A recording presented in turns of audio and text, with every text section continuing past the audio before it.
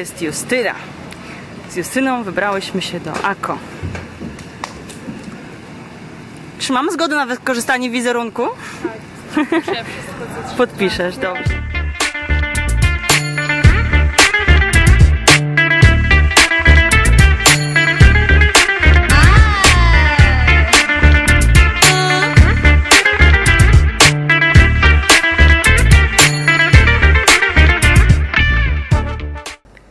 Aka.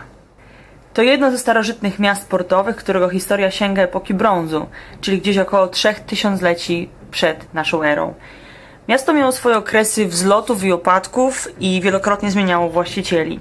Szczyt swojego rozwoju osiągnęło za czasów Królestwa Jerozolimskiego, czyli w XII i XIII wieku, kiedy to Aka była stolicą, a pieczę sprawowali krzyżowcy.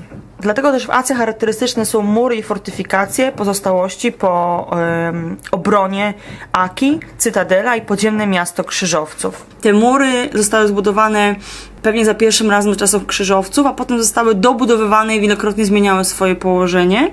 Podziemne miasto krzyżowców, a właściwie jego pozostałości można zobaczyć w jednym z tuneli templariuszy.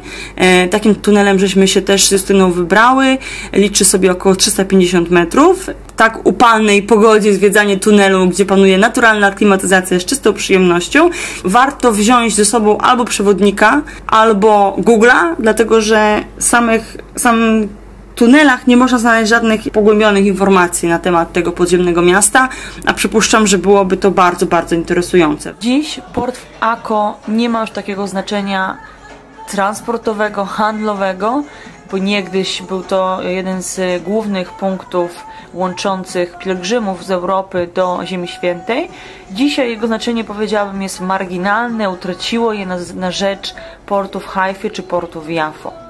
Wiesz, dlaczego są wszędzie takie jaskrawe kolory na domach, na framugach? Te niebieskie? Tak. Czemu?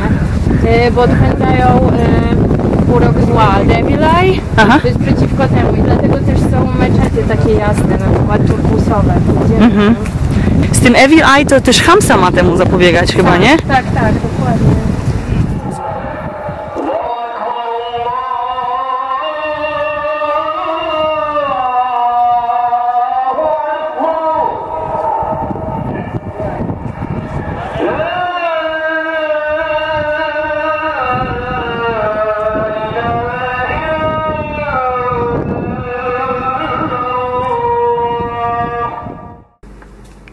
Stare miasto jest zamieszkane głównie przez społeczność arabską i te wpływy arabskie doskonale się fotografują, też są bardzo urokliwe.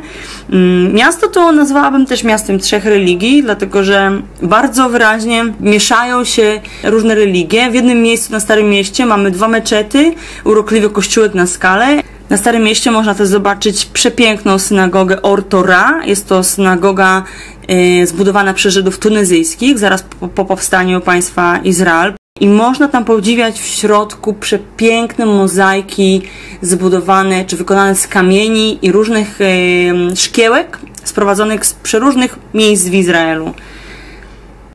I co, Karolina, warto było się tak pocić dla Ako? Nie wiem, czy trafiłyśmy na jakiś słaby dzień, ale praktycznie nikogo nie było na ulicach. Zabytki i atrakcje są rozstrzelone w miejscach różnych, więc też dużo chodzenia. A ty co myślisz, tak to było? Myślę, że trafiłyśmy na dzień powszedni, ale że to jest też urok tego miasteczka, że nic się nie dzieje, można spacerować i nie jest to typowy turystyczny wypad. Ale była jedna atrakcja, była łódka. Tak. Za 10 szekli, to jak za darmo. Atrakcja pod tym względem, że ja wołałam, żeby było wolno, a pan przyspieszał. Ja się cieszyła, a ja się nie cieszyłam. Nie, jakoś tak na mnie tak fale działają. I jeszcze nam kamery woda pokropiła.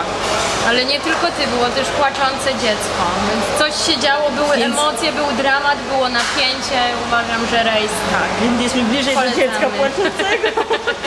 Ale żeby zobaczyć piękne, arabskie, urokliwe miasteczko nad wodą, można się wybrać. I jak ktoś lubi właśnie ominąć ten turystyczny tłum, jak w Jerozolimie na przykład, to jest to dobry pomysł. A co dowiedziałyśmy się o Ako?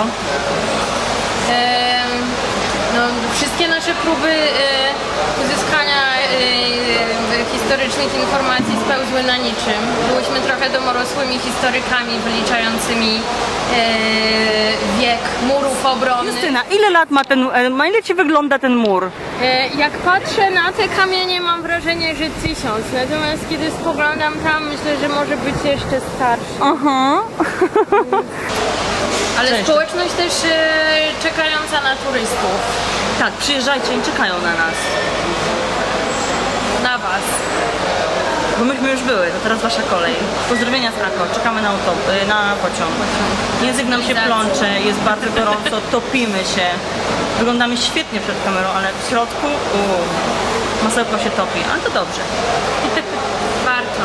Warto się pocić. Dla oka.